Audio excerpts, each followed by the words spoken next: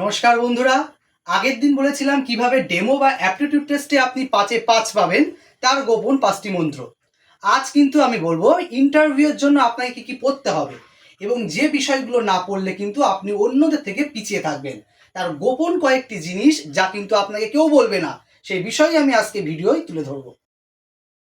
Interview বোর্ডে আপনি টেবিলে প্রবেশ করে যে প্রশ্নের সম্মুখীন হবেন আপনারা সকলেই, 100% সকলেই হবে সম্মুখীন, সেটি কি? ইয়োর সেলফ বা নিজের সম্পর্কে বলুন। এই বিষয়টি কিন্তু আপনারা খাতায় সুন্দর করে লিখবেন।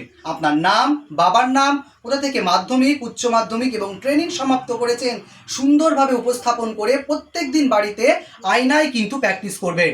মনে রাখবেন, এই বিষয়টি যদি আপনি সুন্দরভাবে উপস্থাপন করতে পারেন, তাহলে কিন্তু ইন্টারভিউয়ের মন কিন্তু আপনি অনেকটাই কিন্তু জয় করে নিতে পারবেন। এই আপনার শখ বা ইয়োরসেলফ বলার সময় কোনো রকম তোতলামি কিংবা কোনো রকম অস্পষ্টভাবে কিন্তু বলবেন না, সুন্দরভাবে কিন্তু গুছিয়ে বলবেন। তার জন্য প্রতিদিন কিন্তু আয়নার সামনে প্র্যাকটিস করবেন। এটি কিন্তু আপনি এই সমস্যার সম্মুখীন কিন্তু হবেন। প্রত্যেক দিন যদি প্র্যাকটিস করেন তাহলে কোনো সমস্যার সম্মুখীন কিন্তু হবেন না এবং ইয়োরসেলফ কিন্তু আপনাকে ধরবেই। নিজের সম্পর্কে বলার পর আপনাকে যে সব বিষয়ে আপনাকে প্রশ্ন করবে তা হচ্ছে হবি বা আপনার শখ সম্পর্কে। আপনাদের মনের অনেকেই প্রশ্ন থাকতে পারে, আমার হবি কি? সেটা তো আমি ঠিক ভালোভাবেই জানি না। হবি নানান ধরনের হতে পারে। আপনি বাগানের কাজ করতে ভালোবাসেন, আপনি রান্না করতে ভালোবাসেন, আপনি গান করতে ভালোবাসেন, আপনি খেলা করতে ভালোবাসেন। এই সকল বিষয় কিন্তু আপনার হবি কিংবা আপনার শখ। হবি বা শখ হলো আপনি অবসর সময়ে কোন জিনিস করতে পারেন বা কি আপনার ভালো লাগে, সেটাই কিন্তু হবি বা শখ। মনে রাখবেন, শুধুমাত্র পড়াশুনো করলেই কিন্তু হয় না। ইন্টারভিউ বোর্ডে কিন্তু আপনি এই প্রশ্নের সম্মুখীন হবেন, যেটা আমি হয়েছিলাম। পড়াশুনোর বাইরে আপনি কি কি জানেন, কি কি আর দক্ষতা আছে, সেই সম্পর্কিত আপনাকে প্রশ্ন করবেন।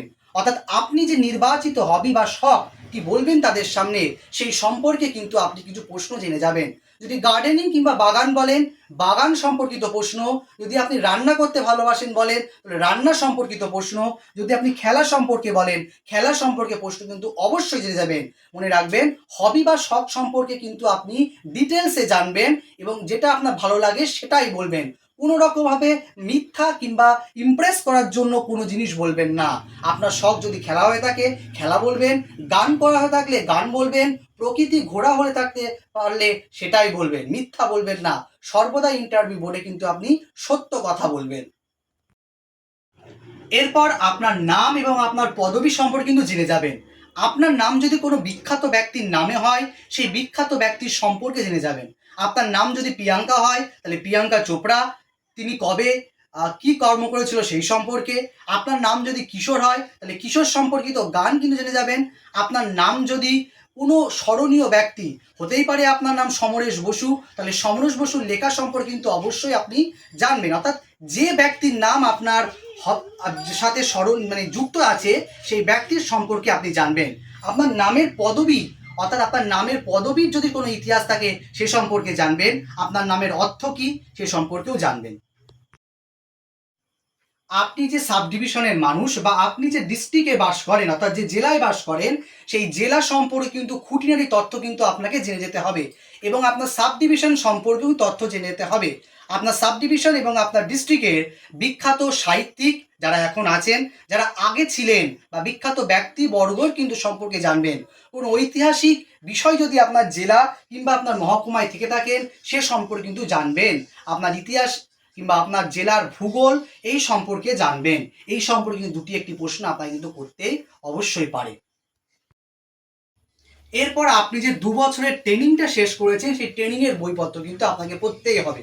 ট্রেনিংয়ের বই থেকে কিন্তু আপনাকে প্রশ্ন করবে। কি প্রশ্ন করতে পারে? পাঠ্যসূচি এবং পাঠ্যক্রমের মধ্যে পার্থক্য কী? শিশু শিক্ষার জনক কী? পিকক মডেল কী? মিড ডে মিল সম্পর্কে বলুন, কিংবা বাংলা যে সমস্ত পদ্ধতি আছে ব্যাকরণ শেখানোর, কোন পদ্ধতি সবথেকে বেশি প্রচলিত বা কোনটি জনপ্রিয়, এই ধরনের প্রশ্ন কিন্তু আপনাকে অবশ্যই করবে। সুতরাং ডিএলএডের যে বইগুলো ছিল সেই বইগুলো কিন্তু খুঁটিয়ে খুঁটিয়ে অবশ্যই পড়বেন।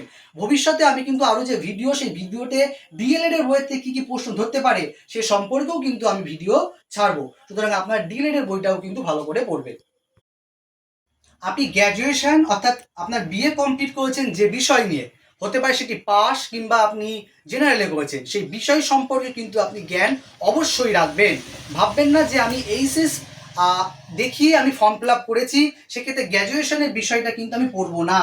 যিনি আপনার ইন্টারভিউ নিচ্ছে তিনি কিন্তু অবশ্যই আপনাকে জিজ্ঞাসা করতে পারে আপনি গ্র্যাজুয়েশন করেছেন কি নিয়ে, অর্থাৎ কি বিষয় নিয়ে, সেই সম্পর্কে কিন্তু প্রশ্ন অবশ্যই করবে।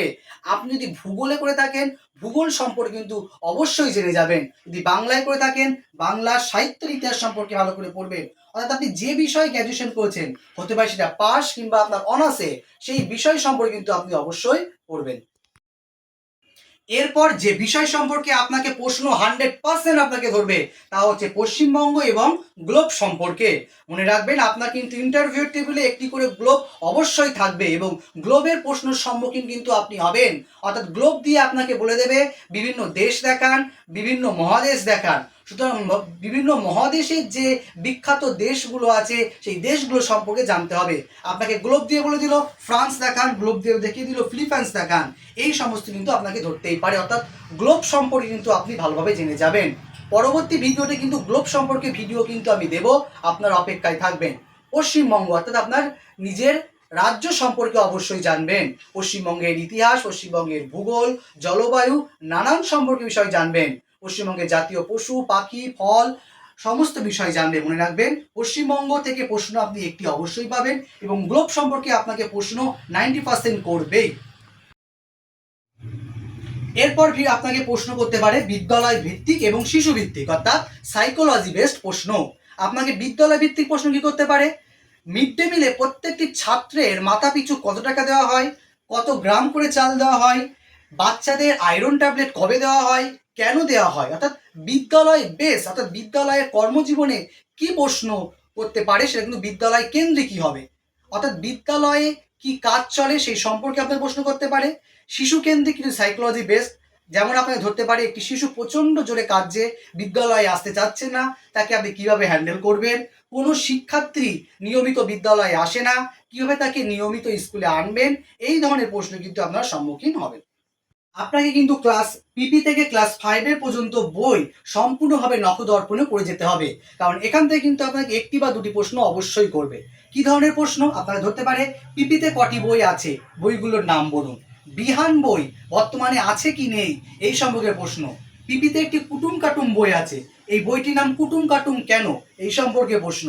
প্রথম এবং দ্বিতীয় শ্রেণীর বই একত্রে কেন, অর্থাৎ বাংলা অঙ্ক ইংরাজি বলে কোনো আলাদা বই নেই কেন, একটিই মাত্র বই কেন, এই সম্পর্কে প্রশ্ন কিন্তু আপনাকে অবশ্যই করবে।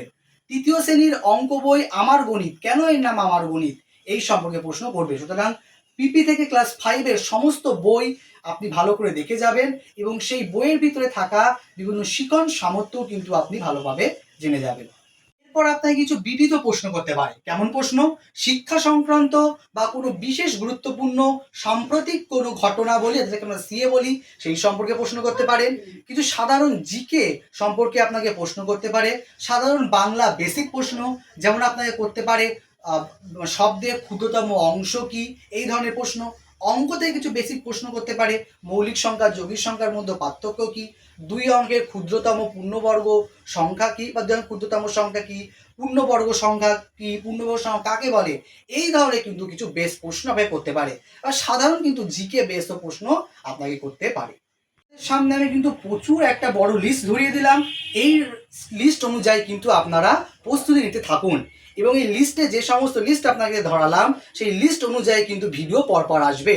অর্থাৎ বিদ্যালয় ভিত্তিক প্রশ্ন কেমন, শিশু ভিত্তিক প্রশ্ন কেমন, নিজের সম্পর্কে কি বলবেন, এই ভিডিওগুলো কিন্তু আমি অবশ্যই আপনাদেরকে পরে পোস্ট করব। এই নিয়ে কোনো ভয়ের কোনো কারণ নেই, প্রতিটা বিষয়ে কিন্তু আপনাদের পাশে থাকবো এবং ভিডিও কিন্তু দিয়ে রাখবো। আপনাদের অনুরোধ এই চ্যানেলটি সাবস্ক্রাইব করুন এবং কমেন্ট করে জানান আরও কি ভিডিও আপনাদের জানান। ভালো লাগলে একটা লাইক করবেন।